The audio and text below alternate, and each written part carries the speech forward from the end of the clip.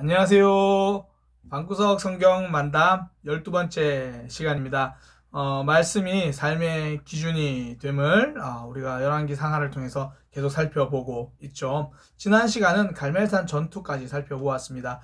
엘리야가 바알 선지자들과 대결해서 승리하는 장면, 정확히 말하면 하나님이 승리죠. 엘리야가 기도할 때 하늘에서 불이 내려서 하나님의 살아계심을 증명해 주십니다. 그 사건을 통해서 이 여호와가 하나님이시다, 이게 증명이 된 거죠. 나의 하나님, 나의 하나님, 그 여호와가 하나님이 되신다, 이걸 보여주는 사건이거든요. 그런데 문제는 그 다음이에요. 우리는 그런 놀라운 승리, 기적 이후에 뭔가 삶이 획기적으로 달라질 거라고 기대하는데요. 의외로 그렇지 않죠. 내가 열심히 하나님을 섬기고 은혜 받고 이번 주일날 뜨겁게 하나님의 역사를 경험하면 집에 가면 모든 것이 달라져 있고 그거 기대하지만 현실은 그렇지 않죠. 엘리야도 마찬가지입니다. 그가 승리를 했죠. 승리를 하지만 여전히 이세벨이 남아 있습니다. 사실 북이스라엘의 실권자가 이세벨이죠. 왕비이긴 하지만 아합은요 늘 이세벨의 말을 듣거든요. 그리고 바알 선지자, 아세라 선지자도 사실은 이세벨에게 속한 사람이라고 보면 되죠. 그러니까 그 실권자가 아직 그대로 남아 있습니다. 그러니 그가 엘리야를 죽이려고 하는 거죠. 그러니까 이세벨 입장으로 한번 볼까요? 하나님의 놀라운 기적이 소식을 들어요. 그런데 이세벨은 달라지지 않아요. 우리가 복음을 전할 때 좀 그런 마음이 있잖아요. 이번 어떤 놀라운 역사가 있어서 저 사람의 마음이 변했으면 좋겠다, 달라졌으면 좋겠다. 그런데요, 한 번의 사건으로 달라지는 경우 잘 없습니다. 오래도록 기도하고 사랑하고 쌓여가지고 달라지는 거죠. 이세벨 한 번의 기적으로 달라지지 않는다는 거 우리에게 보여주는 거죠. 오히려 그 이세벨이 지금 엘리야를 죽이겠다, 엘리야를 잡겠다, 그렇게 이야기를 합니다. 그러니 엘리야가 마음이 힘들죠. 무서워서요, 도망갑니다. 이게 엘리야가 그전에는 사명을 향해 열심히 달려갔는데 지금은 도망가는 거예요. 뭔가 극적인 변화가 있을 거라 생각했는데 없으니까 더 낙심하게 되는 거거든요. 그래서 그가 광야로 도망갑니다. 그 광야 위치가 어디냐면 북이스라엘에서 사역하던 엘리야가요, 저 남쪽까지, 남유다 그 밑에까지 가서 도망갑니다. 거기에 있는 광야거든요. 그러니까 완전히 이세벨의 영향권에서 벗어나려고 도망가는 거죠. 그 광야에서 로뎀 나무 아래에서 이제 하나님, 저 이제 도저히 못하겠습니다. 저 그냥 여기서 죽고 싶어요. 저 그냥 죽여주세요. 이제 그렇게 이야기하는 장면이 등장합니다. 로뎀 나무라는 것 자체가 광야에 있는 굉장히 바싹 마른 나무거든요. 그러니까 바싹 마른 나무, 지금 엘리야의 모습을 보여주는 거죠. 그래서 실제로 카페 중에 로뎀나무 카페 이런 이름 많던데요. 좋은 의미죠. 회복될 거다, 그런 의미긴 한데, 원래 로뎀나무 자체는 풍성하다, 회복 이런 의미는 아니고 바싹 말라있다, 그런 의미죠. 그곳에서 하나님 회복을 주시니까. 그래서 우리가 성경에 있는 여러 가지 이름이나 이런 걸 사용할 때요, 그 원래 이름의 뜻을 우리가 좀 잘 알면 좋아요. 예를 들어 갈보리 교회 그런 있죠. 하나님의 아마 보혈의 역사가 그 교회에서 크게 일어날 거예요. 그런데 갈보리란 이름 뜻 자체는 해골이라는 뜻입니다.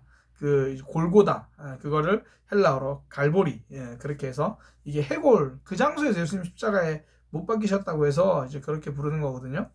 그러니까 의미가 있죠. 그런데 원래 갈보리의 뜻은 해골이다. 갈보리 교회, 해골 교회, 이렇게 되는 거죠. 물론 이제 십자가가 서 있던 장소라는 그런 의미에서 그런 이름을 썼겠죠. 어쨌든 우리가 그런 이름을 쓸 때 원래 의미가 무엇인가 조금 생각하면 좀 더 좋겠죠. 그러니까 로뎀 나무는 풍성하다, 회복이다 이런 의미는 아니고 바싹 말라있다, 그런 뉘앙스입니다. 그런데 거기서 하나님께서 회복시켜 주시는 거죠. 참 재밌는 게요, 로뎀 나무에서 죽겠다고 그렇게 엎드려 있는 엘리야를 하나님께서 먹여 주십니다. 이게 참 하나님께 감사하죠. 하나님은 그가 사명을 위해서 달려갔던, 하나님께서 보내셨던 그릿 시내가에서도 먹여주시지만 도망가서 죽고 싶다고 말하는 로뎀나무 아래에서도 먹여주시는 거예요. 이게 하나님의 놀라운 은혜죠. 우리가 하나님 앞에 열심히 기도하고 말씀 보고 예배하고 우리의 삶이 하나님과 더 가까이 갈 때도 책임져 주시지만, 때로는 걱정하고 염려하고 좌절하고 정말 신앙이 막 곤두박질 칠 때 하나님은 그때도 우리를 버리지 않으신다라는 거예요. 그때도 우리를 붙들어 주시고 우리를 책임져 주시는 분입니다. 그러니까 신앙은 나의 신실함이 아니라 하나님의 신실함이에요. 그래서 찬양에 보면 그런 찬양이 있잖아요. 나의 믿음 주께 있네. 그러니까 우리의 믿음은 내 것이 아니라 하나님이 주신 선물이에요. 하나님 붙들고 가는 거죠. 그러니 성도는 넘어져도 일어섭니다. 왜요? 우리의 믿음은 하나님이 붙들고 계시기 때문이고, 우리가 넘어졌다고 해서 우리를 버리시는 분이 아니거든요. 그래서 넘어졌으면 아유 하나님 제가 연약해서 그렇죠 뭐, 그리고 툴툴 털고 일어나고, 못 일어나면 그냥 넘어진 자리에서 엎드려서 울면서 기도하고, 그게 성도의 모습입니다. 우리 하나님이 신실하시거든요. 우리는 부족하지만 하나님 우리를 붙들어 주십니다. 그렇게 로뎀나무에 쓰러져서 엎드러져 있던 엘리야를 하나님이 회복시키시잖아요. 회복시키시고 그를 이제 호렙산에서 만나 주십니다. 호렙산 그러면 이 시내산과 같은 말이에요. 이스라엘 백성들이 거기서 율법을 받았던 장소, 하나님의 약속이 있는 장소, 하나님이 사명을 주시는 장소, 사명을 회복시키는 장소, 거기가 이제 호렙이거든요. 거기서 이제 엘리야가 하나님의 음성을 듣는데, 하나님의 음성이 천둥 번개 같은 소리로 들리는 것이 아니라 굉장히 세미한, 굉장히 작은 바람 같은 소리로 하나님의 음성이 들리는 그 장면이 등장합니다. 여기서 우리에게 말해주는 게 있죠. 우리는 뭔가 기적 같은 역사로 하나님의 뜻을 발견하기를 원합니다. 뭔가 하나님이 직접적으로 우리에게 말씀해 주시기를 원하는 거죠. 그럼 우리 마음속에 막 깨달아지고 막 그런 걸 기대하는데, 대부분 하나님의 음성과 하나님의 뜻은 성경을 통해서 세미하게 이게 정말 하나님 뜻이 맞나라고 그런 마음이 들 정도로 그렇게 하나님이 알려주시는 거죠. 그 가운데서 우리가 하나님의 뜻을 찾아가는 것, 이게 신앙이거든요. 저도 그래요. 하나님이 저한테 저도 그런 표현을 써요. 하나님 주신 마음이라는 표현은 하지만 이게 명수 야야야 이런 의미가 아니고, 하나님께서 나를 위로하시는구나, 하나님께서 나에게 말씀하시는구나, 이게 하나님이 말씀하시는 흐름과 패턴이 있거든요. 예를 들어 그런 거죠. 그래 너 저 사람 계속 미워해야 돼. 이건 아무리 아름다운 목소리로 들려도 하나님의 음성이 아니잖아요. 좀 투박하고 세미해도 야 네가 사랑해야지, 네가 용서해야지, 아유 그래 네가 바로 서야지, 이런 게 하나님의 음성이잖아요.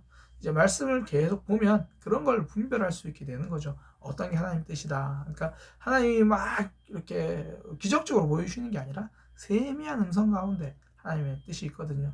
그래서 하나님 뜻을 벗어나지 않고 늘 그 뜻에 거하려고 하면 간단해요. 말씀을 벗어나지 않고 늘 성경을 가까이 하면 하나님 뜻도 더 잘 분별하게 되고 더 잘 알게 되는 거죠.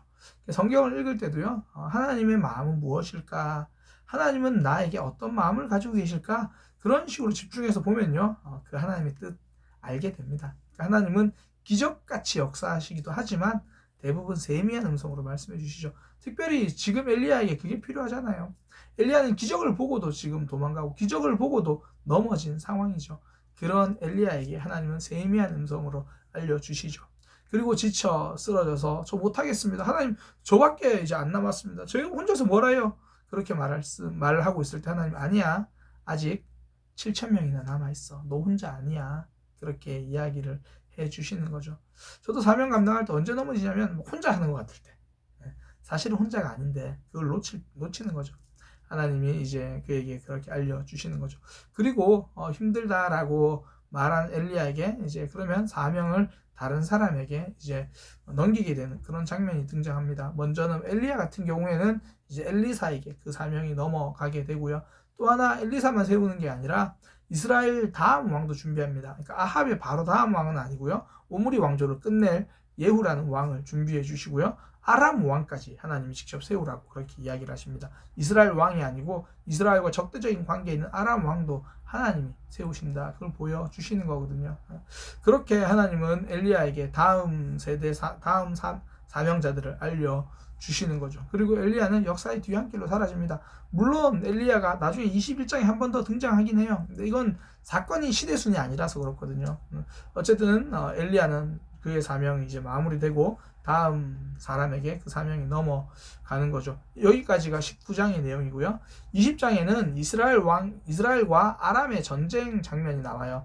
이 아람과 이스라엘이 전쟁을 하는데 이스라엘이 게임이 안 돼요. 아람이 그 연합군만 그러니까 왕들만 32명이다 그러거든요. 굉장히 많은 군사죠. 그 군사들이 사마리아 수도를 포위해버립니다. 북이스라엘의 수도는 사마리아거든요. 사마리아를 포위해 버리죠. 그러니까 이제 질 것 같은 그런 상황. 거기서 아합 왕이 항복을 하지만 이 아람 왕이 항복을 받아줄 생각을 안 해요. 그러니까 굉장히 받아들일 수 없는 그 조건을 제시하거든요. 항복하냐? 좋다. 그러면 항복이 조건이 항복을 받아주는 조건이 뭐냐면 네가 가진 거 다 내놔. 너희 가족도 내가 다 데려가겠다. 뭐 그런 거거든요. 그러니까 그 조건을 받아들이지 못하니까 전쟁을 하죠. 그때 하나님이 하나님의 사람을 아합 왕에게 보내주십니다. 이게 하나님의 은혜예요. 아합 왕은 하나님의 말을 듣지 않잖아요. 그런데도 하나님은 아합을 포기하지 않고 말씀해 주십니다. 아합 왕에게 이제 하나님의 사람을 보내주셔서 너 승리할 거다. 걱정하지 마라. 알려주시죠. 우리는 하나님을 외면할 때도 있고 떠날 때도 있지만 하나님 우리를 버리지 않으십니다. 그렇게 말씀해 주시고 실제로 승리하죠. 이스라엘 승리하고요. 그 이후에 한 번 더 전쟁이 있습니다. 그때도 아합 왕이 승리하게 됩니다. 승리한 이후에 아합 왕이 실수를 해요. 이 아람 왕이라 전쟁에 승리하고 이 아람 왕을 사실 죽였어야 되는데, 그러니까 아람에게 아람 왕과의 전쟁에서 완전한 승리가 필요했는데 그는 아람 왕을 살려줍니다. 그러니까 아람 왕이 뭐 굉장히 낮은 자세로 하니까 아합이 우쭐해져가지고 용서해 주는 거죠. 그러니까 하나님이 다시 선지자를 보내서 네가 아람 왕을 살려줘서 이스라엘 백성들은 고생한다. 그러니 아람 왕의 생명을 내가 너에게 대신 가져가겠다. 내가 너를 심판하겠다. 그렇게 이야기를 하거든요. 그러니까 사명을 감당할 때 이 자기 욕심을 그 아합 왕이 챙긴 거예요. 하나님께서는 이스라엘 백성들의 승리를 주기 원했는데 내 마음이 우쭐해져가지고 자기 뜻대로 결정해버리는 그런 모습. 특별히 저 목회자로서 저도 굉장히 주의해야 되죠. 사명자로서 마음이 우쭐해져서 내 뜻대로 내 마음대로 결정하는 것이 아니라 하나님 안에서 그렇게 하나님 바라보며 가는 것. 저와 또 우리 모두에게 필요한 모습입니다.